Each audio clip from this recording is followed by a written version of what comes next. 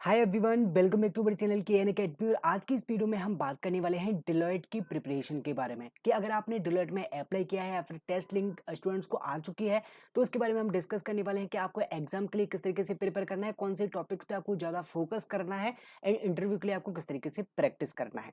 Okay, तो सबसे पहले अगर मैं नॉर्मल डिस्कशन करूँ कि एग्जाम पैटर्न बेसिकली किस तरीके से होने वाला है, जिसमें आपके नंबर ऑफ क्वेश्चन कौन कौन से सेक्शन बेसिकली होने वाले हैं। तो यहाँ पे आप देखेंगे आपके इंग्लिश के सेक्शन आपको देखने को मिलेगा, क्वांट्स टेक्निकल एमसीक्यू आपके होने वाले हैं, कोडिंग आपके होने वाले हैं, लॉजिकल रीजनिंग आपकी होने वाली है। ओके, सो बेसिकली जब भी हम बात करते हैं डिलॉयट की, जो कि बिग फोर होती है, बट डिलॉयट में जो सबसे ज्यादा फोकस किया जाता है वो आपका जो सेक्शन है वो है इंग्लिश, राइट। यहाँ गाइस बेसिक अगर आपका टेक्निकल रोड होने वाला है तो यहाँ पे कोडिंग पे भी फोकस हो रहा है, क्योंकि कोडिंग की काफी हाई लेवल के क्वेश्चंस अब डिलॉयट में आने लगे हैं। पहले ऐसा नहीं था, पहले आपके इजी टू मीडियम लेवल के क्वेश्चंस यहाँ पे कोडिंग में पूछे जाते थे, बट यहाँ पे जो यहाँ पे प्रेफरेंस हो चुकी है वो हाई कोडिंग लेवल अब क्वेश्चन आने लगे हैं डिलॉयट में। यहाँ पे जो फोकस आपको करना है इस इंग्लिश में, हाई फोकस आपको करना है, क्योंकि इंग्लिश का जो सेक्शन होता है, इंग्लिश का सेक्शन आपका ज्यादा अच्छा जाएगा तो आपका ओवरऑल जो जनरल एप्टीट्यूड होता है, इसमें कंसिस्ट करते हैं आपके इंग्लिश, क्वांट्स एंड लॉजिक का रीजनिंग, जो कि जनरल एप्टीट्यूड होता है। आपकी टेक्निकल एमसीक्यू एंड कोडिंग का आपका टेक्निकल का पार्ट होता है, जो आपका जनरल एप्टीट्यूड उसमें बेसिकली अगर इंग्लिश का सेक्शन आपका ज्यादा अच्छा जाता है तो यहाँ पे थोड़ा सा हाई इम्पैक्ट बनता है, क्योंकि इंग्लिश डिलॉयट में बहुत ज्यादा इंपॉर्टेंट होती है। इंग्लिश क्यों होती है? क्योंकि Deloitte and other companies like big four वो आपकी कम्युनिकेशन स्किल्स को बहुत ज्यादा चेक करते हैं। तो अगर आप इंटरव्यू के लिए भी प्रिपेयर कर रहे हैं गाइस, सपोज इंटरव्यू के लिए भी आपको प्रिपेयर करना है, तो यहाँ पे इंटरव्यू में भी आपको सबसे ज्यादा फोकस करना है वो है कम्युनिकेशन स्किल।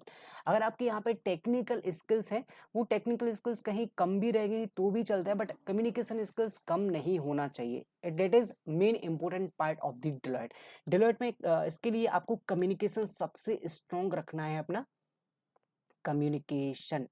ओके, सो डिलॉयट में इंटरव्यू के टाइम पे अगर आप जाते हैं तो यहाँ पे आपको कॉन्फिडेंट बिल्कुल रहना है, कम्युनिकेशन आपका स्ट्रॉन्ग होना चाहिए। सो सबसे बड़ा पॉइंट है डिलॉयट के इंटरव्यू के लिए।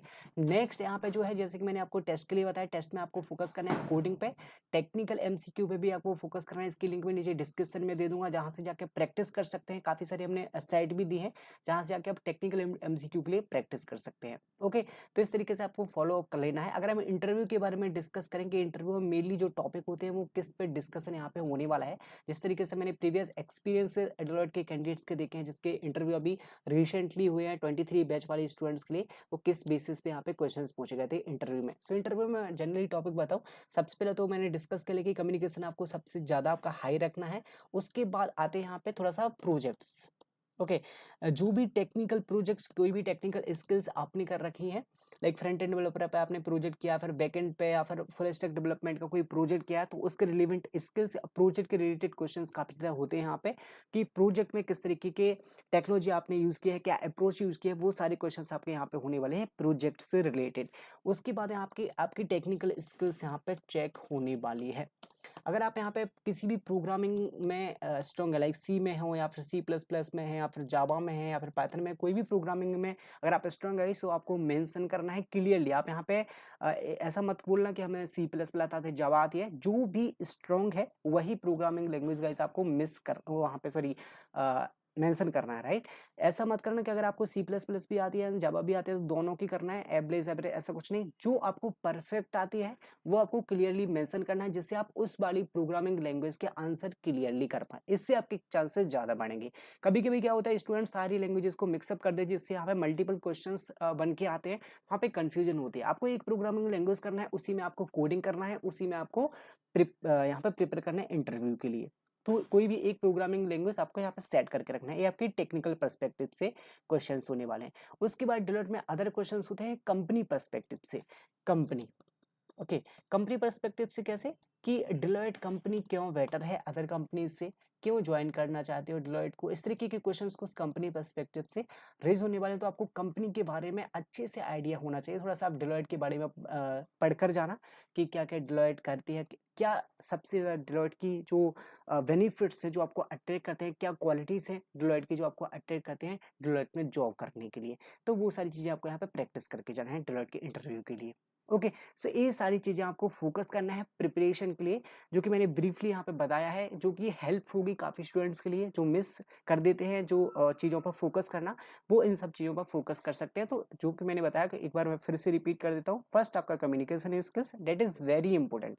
उसके बाद आपकी project, that is also important. उसके बाद आपके behavioural questions like company related, other related behavioural question के क्यों ज्वाइन कर सकते हैं, and what are your strengths, what is your weaknesses, ये सारी जो बिहेवियल क्वेश्चंस होते हैं एचआर के, वो आपके क्वेश्चंस प्रिपेयर। एंड आपके एक टेक्निकल स्किल्स, जो आपकी टेक्निकल एबिलिटीज है, आप किसी भी टेक्निकल स्किल्स में स्ट्रॉन्ग हो सकते हैं, आप डेटा एनालिसिस में स्ट्रॉन्ग हो सकते हैं, एंड प्रोग्रामिंग लैंग्वेज तो आपको करना ही है। उसके बाद अदर, जो कि टेक्निकल एमसीक्यू एग्जाम पर्सपेक्टिव से जो होता है, वो है आपके अदर सब्जेक्ट, जो कि सीएस फंडामेंटल, कंप्यूटर साइंस के जो फंडामेंटल्स हैं, लाइक डीबीएमएस।